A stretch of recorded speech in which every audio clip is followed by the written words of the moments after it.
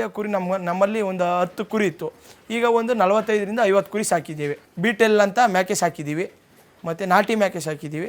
ಅವು ನಾವು ಸಂತೆಗೆ ಹೋಗಿ ಖರೀದಿ ಮಾಡ್ತೀವಿ. ಒಂದು ಕುರಿ 7,500ದಿಂದ ಖರೀದಿ ಮಾಡಿದ್ದೀವಿ. ಇವಾಗ ಒಂದು 13,000 14,000 ಮಾರೋ ರೇಂಜಿಗೆ ಬಂದಿದೆ ಕುರಿ. ಅದಕ್ಕೆ ನಾವು ತಿಂಡಿ ಜೋಳ, ಹಿಂಡಿ, ಚಕ್ಕೆ ಬುಸ, ರವೆ ಬುಸ, ಕೋಳಿ ಫೀಲ್ಡು ಇಷ್ಟು ಹಾಕ್ತೀವಿ. ನಾವು ಸಾಕ್ತಾ ಇರೋದೇ ಕೆಂಗೂರಿ, ಫ್ಯಾಟ್ನಿಂಗು ಮತ್ತು ಮಟನ್ ಪರ್ಪಸ್ಗೋಸ್ಕರ ಸಾಕ್ತಾಯಿದ್ದೀವಿ. ಕುರಿನ ತಂದು 3 ತಿಂಗಳು ಸಾಕ್ತೀವಿ. 3 ತಿಂಗಳಿಗೆ ಅದು ಕಟಿಂಗಿಗೆ ಬಂದುಬಿಡ್ತದೆ, ಮಾರಿಬಿಡ್ತೀವಿ. ನಾವು ಶೆಡ್ ಕಟ್ಟೋಕ್ಕೆ ಒಂದು 3 ಲಕ್ಷ ಇನ್ವೆಸ್ಟ್ ಮಾಡಿದ್ದೀವಿ, ಮತ್ತು ಕುರಿಗೆ 2.5 ಲಕ್ಷ ಇನ್ವೆಸ್ಟ್ ಮಾಡಿದ್ದೀವಿ.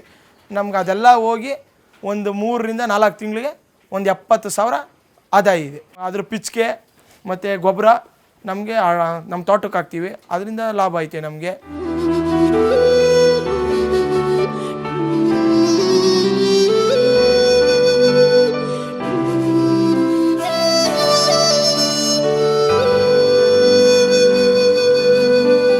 ಇದು ಪ್ರಧಾನಮಂತ್ರಿ ಕೃಷಿ ಸಿಂಚಾಯಿ ಯೋಜನೆ ಜಲಾನಯ ಅಭಿವೃದ್ಧಿ ಘಟಕ 2.0 ಯೋಜನೆ ಅಡಿ ಈ ಒಂದು ಜೀವನೋಪಾಯ ಚಟುವಟಿಕೆಯಡಿ ಈ ಒಂದು ಕಾರ್ಯಕ್ರಮವನ್ನು ಅನುಷ್ಠಾನ ಮಾಡಲಾಗಿದೆ. ಇವರು ಮೇಡಮ್ ಅವರು ಕೊಡಗೇಹಳ್ಳಿ ಜಲಾನಯನ ಉಪಸಮಿತಿ ಸಂಜೀವಿನಿ ಒಕ್ಕೂಟದಲ್ಲಿ ಸದಸ್ಯರು ಕೂಡ ಆಗಿದ್ದಾರೆ. ಇವರು ಈ ಯೋಜನೆ ಬರೋದಕ್ಕಿಂತ ಮುಂಚೆ ಕೇವಲ 10 ಕುರಿಗಳು ಮಾತ್ರ ಸಾಕಾಣಿಕೆ ಮಾಡಿದ್ರು. ಈ ಯೋಜನೆ ಬಂದ ಮೇಲೆ ಇವರು ಸುಮಾರು 60 ಕುರಿಗಳನ್ನ ಸ್ಟಾರ್ಟ್ ಮಾಡಿದ್ದಾರೆ. ಇದರಿಂದ ಅವರಿಗೆ ಜೀವನೋಪಾಯ ಚಟುವಟಿಕೆ ಅಡಿ ಜೀವನ ಮಟ್ಟ ಕೂಡ ಸುಧಾರಿಸಿದೆ. ಇವರಿಗೆ ನಮ್ಮ ಜೀವನೋಪಾಯ ಚಟುವಟಿಕೆ ಘಟಕದಡಿ 4 ಲಕ್ಷ ರೂಪಾಯಿ ಕೂಡ ಸ್ಪಾನ್ಸರ್ ಮಾಡಿದ್ದೀವಿ.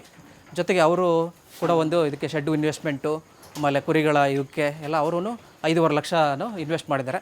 ಇದರಿಂದ ಉತ್ತಮವಾಗಿ ಈಲ್ಡ್ ಕೂಡ ಬರ್ತಾ ಇದೆ, ಜೀವನ ಮಟ್ಟ ಕೂಡ ಸುಧಾರಿಸಿದ್ದಾರೆ.